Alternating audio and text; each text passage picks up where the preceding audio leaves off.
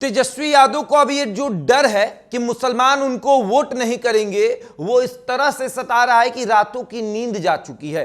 तेजस्वी यादव अपने पार्टी कार्यालय में मुसलमानों को बुलाते हैं, कहते हैं कि आइए भाई, हमको आप लोगों से बातचीत करनी है, और फिर मुसलमानों के बड़े नेताओं के साथ एक बैठक करते हैं और वो जानना चाहते हैं कि आखिर में हमसे गलती क्या हुई है कि मुसलमान हमसे इतना नाराज हो गए।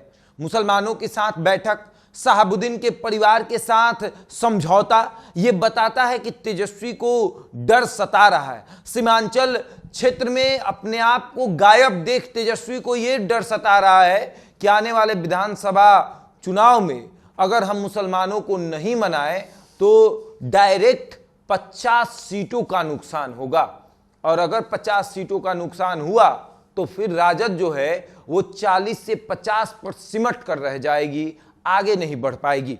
चर्चा खूब हो रही है कि तेजस्वी पूरी तरीके से मन बना चुके हैं कि अब A to Z छोड़ दिया जाए, फिर से MY पे चलना है, MY को साथ लेकर चलना है, क्योंकि उनके MY से कोई और नेता बन रहा है। कोई और कह रहा है कि हम MY को लेकर चलेंगे तो नेता बन जाएंगे।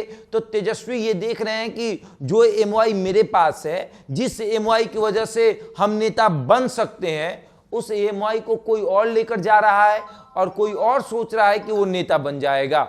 अब देखिए, चर्चा जिस तरीके से हो रही है कि बिहार की राजनीति पूरी तरीके से शांत है, मौन है, और ये जब बिहार की राजनीति शांत होती है तो लहरों का इंतजार होता है, तूफानों का इंतजार होता है कि कोई बड़ी तूफान आने वाली है। कहा जाता है कि तूफान से पहले की शांति वही बिहार की राजनीति में दिख रही है। और तेजस्वी यादव जिस तरीके से मन बनाए हुए हैं कि मुसलमानों को छोड़ना नहीं है।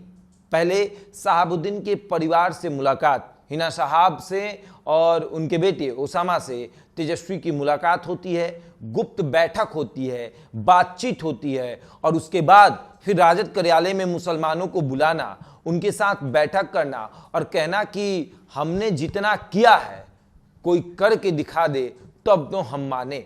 अब देखिए, ये बातें सही है कि डरा कर वोट लेना बहुत तरीके से किया जाता है। अगर आपको डराना हो तो ये कहेंगे कि फलाना पार्टी आपके साथ गलत करेगी, तभी तो आप हमें वोट करिएगा, और इसी तरीके की चीज़ें जो हैं वो देखने को मिल रही है। अब धीरे धीरे रास्ता जो है वो साफ हो रहा है कि तेजस्वी यादव करना क्या चाहते हैं। जिस तेजस्वी यादव को ये लगता था कि MY पे नहीं A to Z पर चलेंगे, माई नहीं बाप की पार्टी है, अब उस तेजस्वी यादव को लग रहा है कि माई में से M चला गया है, वो Y बचा है, और Y भी धीरे धीरे खसक रहा है, और इस तरीके से खसक रहा है कि भैया कुछ नहीं बचने वाला है। तो अब किसी तरीके से इस माई को समेटा जाए, M को और Y को एक पास लाया जाए और कहा जाए कि फिर से कि ये मेरी पार्टी माई की पार्टी है।